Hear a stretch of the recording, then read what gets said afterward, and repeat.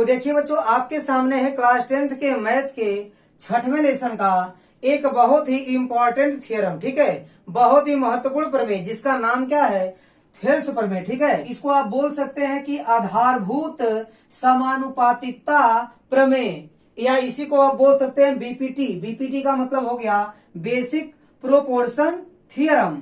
ठीक है, ध्यान दीजिएगा थ्योरम क्या बोल रहा है, ध्यान दीजिएगा। यहां लिखा गया है, यदि किसी त्रिभुज की एक भुजा के समांतर अन्य दो भुजाओं को भिन्न भिन्न बिंदुओं पर प्रतिच्छेद करने के लिए एक रेखा खींची जाए तो ये अन्य दो भुजाएं एक ही अनुपात में विभाजित हो जाती हैं। तो चलिए बच्चों, हम लोग एक त्रिभुज बनाते हैं।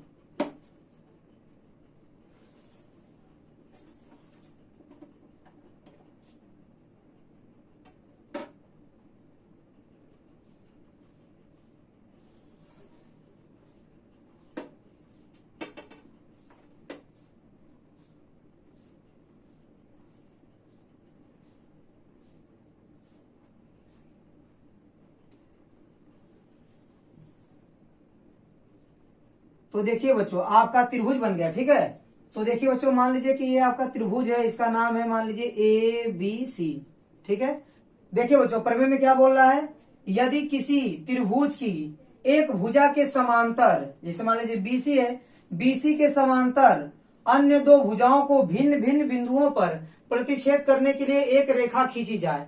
मतलब बच्चों, इसके समांतर एक रेखा खींचिए जो इन दोनों भुजाओं को भिन्न भिन्न दो बिंदुओं पर प्रतिच्छेद करे। जैसे मैंने यहां खींच दिया, देखिए इस तरह।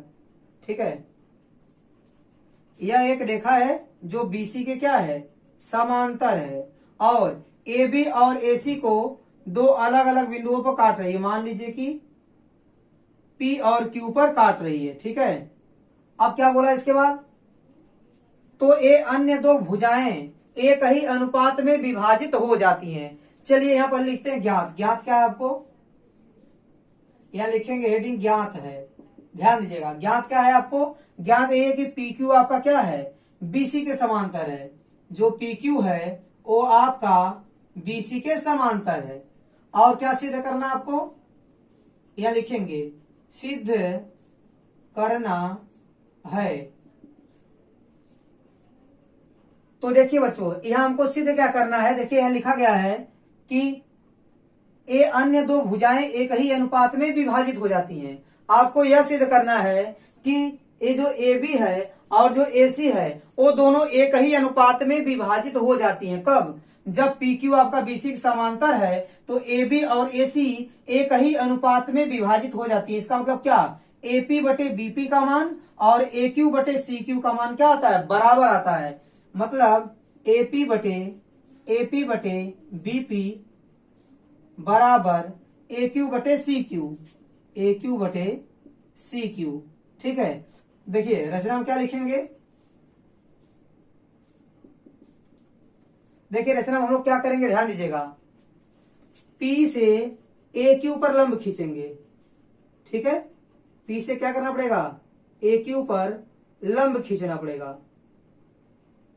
चलिए इसको M मान लीजिए। ठीक है, और Q से AP पर लंब खींच दीजिए। इस Q से किस पर खींचना है, AP पर।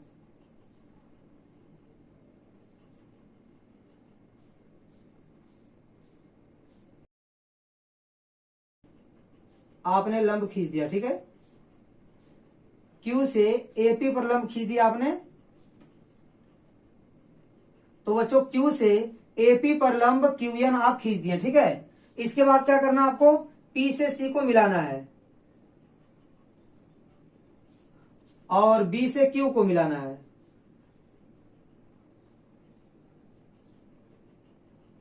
ठीक है, तो आप इसमें लिखेंगे क्या किया आप, देखिए PM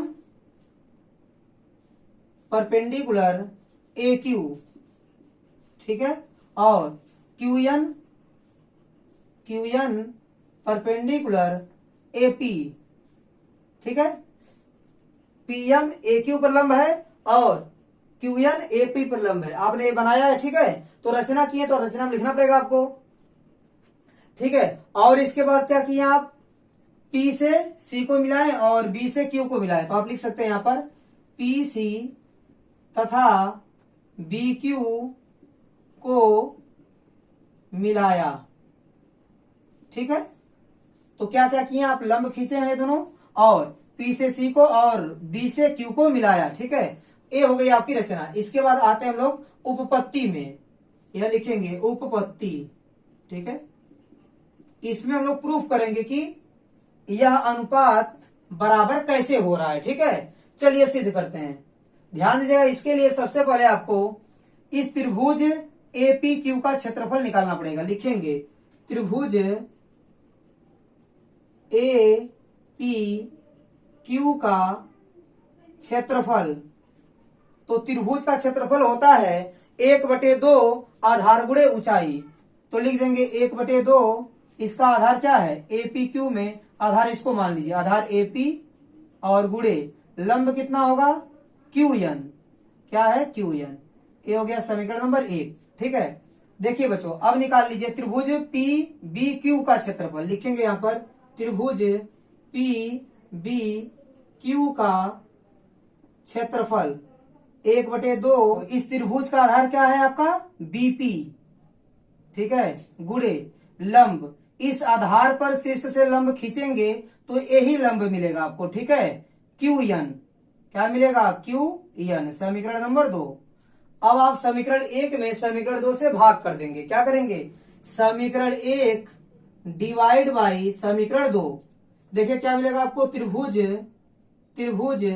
ए पी क्यू का क्षेत्रफल बटे त्रिभुज पी बी क्यू का क्षेत्रफल बराबर, ये है आपका 1/2 गुणे एपी गुणे क्यू एन बटे 1/2 गुणे बीपी गुणे क्यू एन। ठीक है, 1/2 कैंसिल हो जाएगा, क्यू एन भी कैंसिल हो जाएगा, आपको मिलेगा एपी बटे बीपी।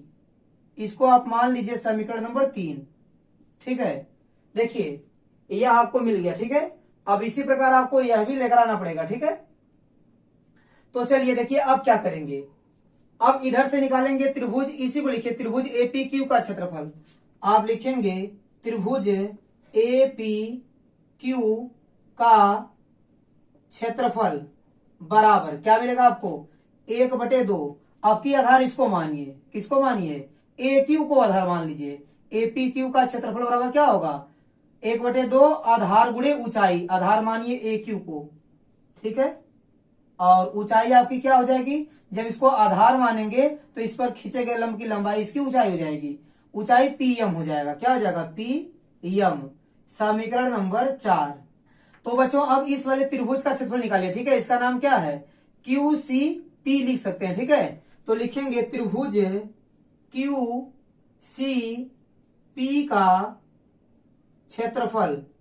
ठीक है, क्यू सी पी का क्षेत्रफल। ठीक है, क्या होगा, 1/2 आधार, आधार कितना मानिए, क्यू सी मानिए, या इसी को सी क्यू मान लीजिए, कोई दिक्कत नहीं है, सी क्यू।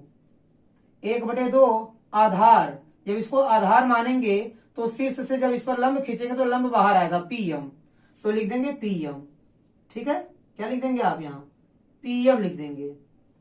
तो बच्चों यहां पे लिख देंगे पीएम, समीकरण नंबर 5। ठीक है, 1/2 आधार गुणे ऊंचाई। ठीक है, अब समीकरण 4 में 5 से भाग करेंगे। आप यहां लिखेंगे समीकरण 4 भागे समीकरण 5। ठीक है, समीकरण 4 में समीकरण 5 से भाग कर दीजिए। तो समीकरण 4 में क्या है आपका, लिखिए त्रिभुज एपी क्यू का क्षेत्रफल बटे त्रिभुज, इसका नाम क्या है, क्यू सी पी का क्षेत्रफल बराबर, एपी क्यू का क्षेत्रफल क्या है, देखिए 1/2 गुणे ए क्यू गुणे पीएम। क्या है, पीएम बटे, यहां कितना होगा, 1/2, यहां कितना होगा बच्चों, 1/2 सी क्यू गुणे क्या है, पीएम। आपका 1/2 कैंसिल हो जाएगा, PM भी कैंसिल हो जाएगा। तो देखिए बच्चों आपको मिल जाएगा AQ बटे CQ। ये हो जाएगा समीकरण नंबर 6। अब देखिए बच्चों एक आप 9th में थ्योरम पढ़े हैं कि एक ही आधार और समान समांतर रेखाओं के बीच बने हुए त्रिभुजों का क्षेत्रफल आपस में बराबर होता है। ध्यान दीजिएगा थ्योरम क्या थी। जैसे मान लीजिए बच्चों दो समांतर रेखाएं हैं, ठीक है। मान लीजिए आधार आप मान लेते हैं यहां पर BC, ठीक है। अब इस आधार से जितना भी त्रिभुज बनाएंगे, ठीक है, इस आधार से जितना भी त्रिभुज बनाएंगे सबका क्षेत्रफल क्या होगा, बराबर होगा, ठीक है। ये थ्योरम क्लास 9th की है। एक ही आधार और समान समांतर रेखाओं के बीच जितना भी त्रिभुज आप बनाएंगे सबका क्षेत्रफल क्या होगा, बराबर होगा। और यहाँ भी यही बात है। देखिए यहाँ एक ही आधार क्या है, PQ है। PQ से यह भी त्रिभुज बना है जिसका नाम है PBQ और QCP दोनों एक ही आधार PQ पर बने हैं। PQ पर दोनों त्रिभुज बना हुआ है, ठीक है, और दोनों समांतर रेखाओं के बीच में भी है। इसलिए आप बोल सकते हैं कि इन दोनों का क्षेत्रफल आपस में क्या होगा, बराबर होगा। तो आप यहां लिख सकते हैं चूंकि त्रिभुज का नाम है PBQ, त्रिभुज PBQ तथा त्रिभुज QCP एक ही आधार तथा समांतर रेखाओं के बीच स्थित हैं, इसलिए इनका क्षेत्रफल क्या होगा, बराबर होगा। इसलिए त्रिभुज PBQ का क्षेत्रफल बराबर त्रिभुज क्या है, त्रिभुज QCP का क्षेत्रफल, ठीक है। इनका क्षेत्रफल आपस में क्या होगा, बराबर होगा, ठीक है। इसको आप मान सकते हैं समीकरण नंबर 7। इसको आप मान सकते हैं समीकरण नंबर 7। तो समीकरण 6 और 7 से क्या हो जाएगा, देखिए आप लिखिए समीकरण 6 और समीकरण 7 से देखिए आपको क्या मिलेगा, ध्यान दीजिएगा। इसको आप लिखिए त्रिभुज APQ का क्षेत्रफल बटे, तो ध्यान दीजिएगा बच्चों इसमें QCP का जो क्षेत्रफल है वो किसके बराबर है, PBQ के बराबर है। तो यहाँ जो QCP लिखा है उसको हटाकर आप क्या लिख सकते हैं, PBQ। तो यहाँ रख देंगे त्रिभुज PBQ का क्षेत्रफल, PBQ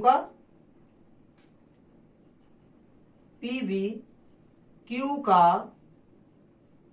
क्षेत्रफल बराबर आपको क्या मिलेगा, देखिए AQ बटे CQ। इसको आप मान लीजिए समीकरण नंबर 8, ठीक है। तो बच्चों यहां से क्या किया गया है, QCP का जो क्षेत्रफल है उसके बराबर PBQ का क्षेत्रफल था, तो इसको हटाकर PBQ यहां पर रख देंगे। तो ये समीकरण आपका कैसा दिखेगा, ऐसा दिखेगा।